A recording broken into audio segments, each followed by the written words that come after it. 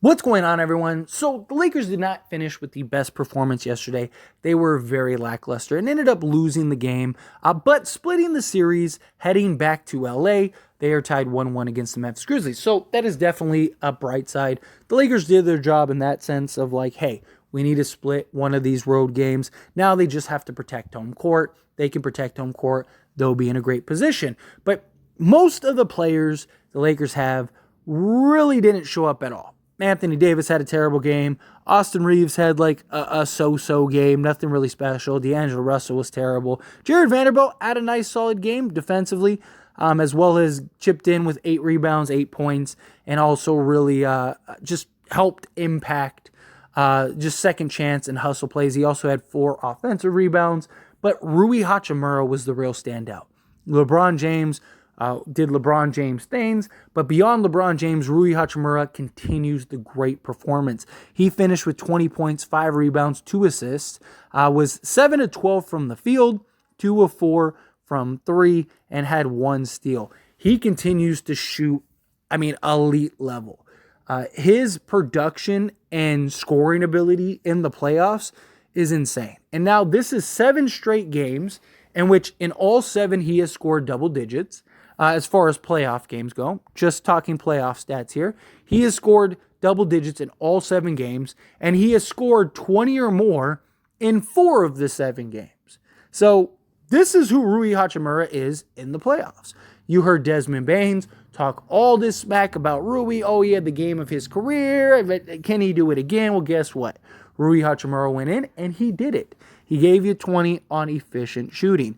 And then, again, game before that, the Lakers won. Rui Hachimura was absolutely incredible. 29 points, 6 rebounds, 1 assist, 11 of 14 from the field, 5 of 6 from 3 in that game, and got us the Game 1 win. So the reason I'm bringing this up and the reason I'm mentioning about it, outside of just, tooting Rui's horn a little bit here, is the argument to start him over Jared Vanderbilt, at least while Ja Morant is out.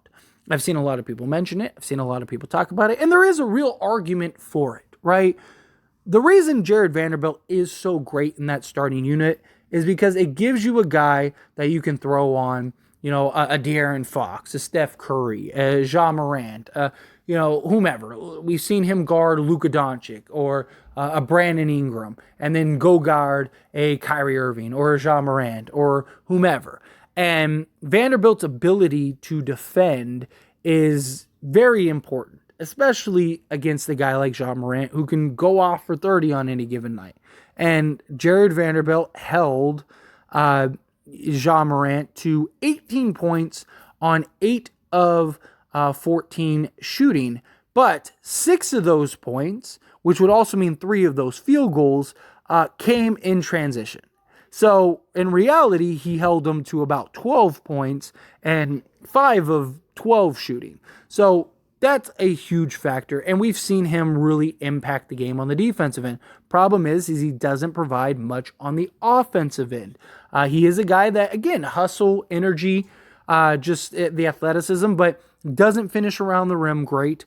He doesn't really provide much offense. And the Grizzlies are kind of cheating off of him, and it makes it easier to dump or double and dump off into Anthony Davis and just kind of let Jared Vanderbilt, if he beats you, he beats you type thing. So with that, it really does kind of beg like, okay, well, do you go with Rui Hachimura, who has been a real mismatch and a problem for the Memphis Grizzlies, a real sort of inconvenience and thorn in their side, and with the slow start we saw in Game 2, Rui Hachimura would really help in that regard. Jared Vanderbilt, if Ja Morant does come back, I think you have to start him, right? So if Ja does start in the 3rd game, I think you got to start Jared Vanderbilt because Rui cannot guard Ja Morant, right?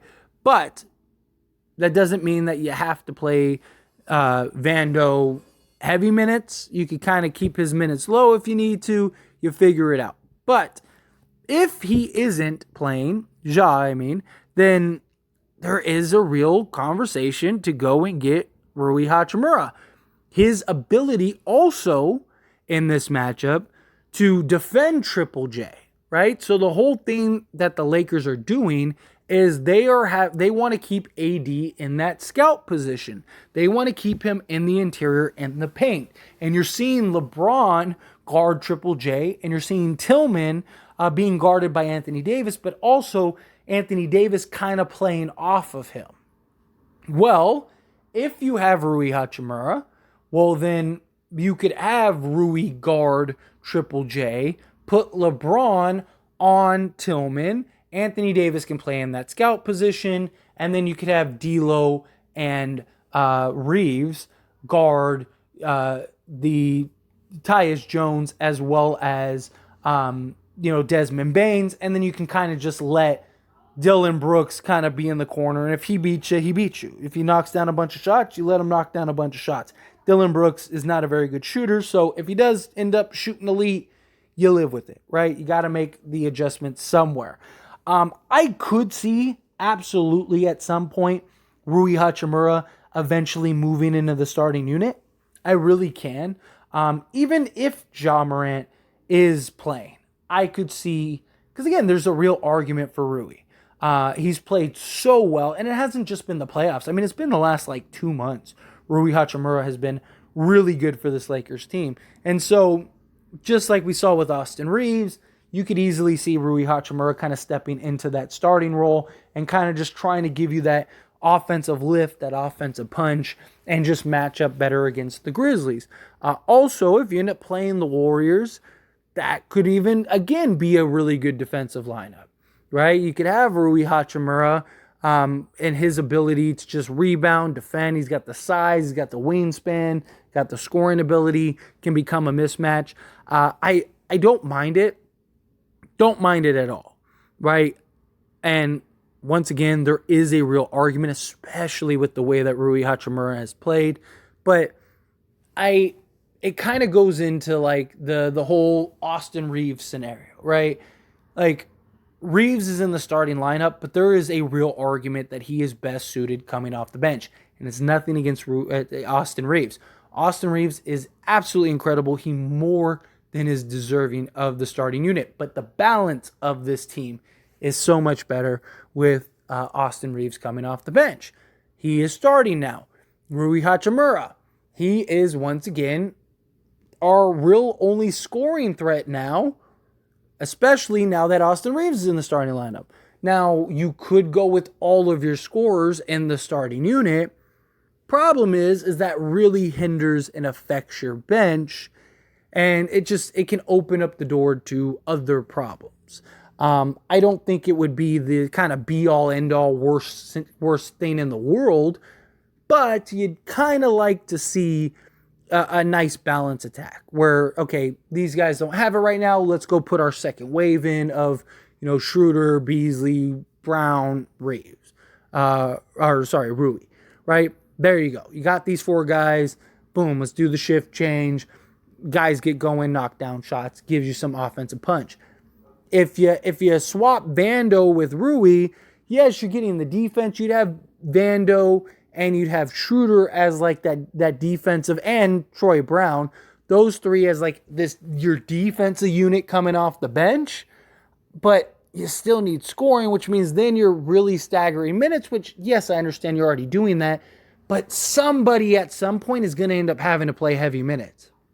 Whether it's LeBron James, Anthony Davis, Rui Hachimura, Austin Reeves, somebody's going to end up playing probably 40 minutes that game. And the whole point has been to kind of keep everybody around 30 plus minutes. So it really does beg the question in that regard. But Rui absolutely deserves to start, in my opinion. What he has done defensively and offensively, I mean, Phil Handy has really done his work and worked his magic on Rui Hachimura. But you have to also tip your cap and give Rui credit, because Rui's been the one that has put in the work, put in the effort, and proven that, no, I can be what I need to be. He deserves a contract. He deserves all this flowers, and he deserves to start.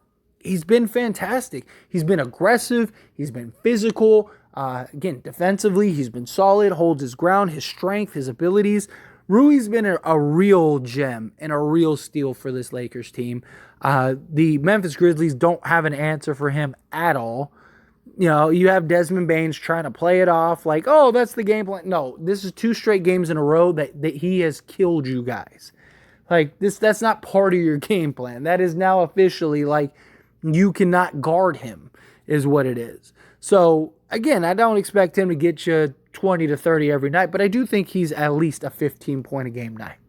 I really do. I think he's a guy that can absolutely go get you 15 a game, bare minimum, close out some games for you, hit the mid-range, knock down the 3-ball, all of that jazz. And his scoring punch would be huge for this Lakers team going into game 3 and 4. But I think 1, it depends on what's going on with Ja. 2, I think you have a better balance. And 3, I don't know. I think just kind of leave the continuity for continuity's sake. But I wouldn't hate it at all.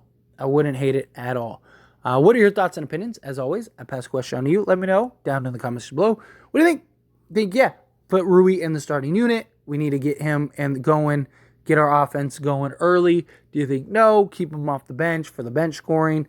Let him just light it up from there and kind of get more plays called for him, get his number called a little more. How do you feel? Whatever your thoughts are, let me know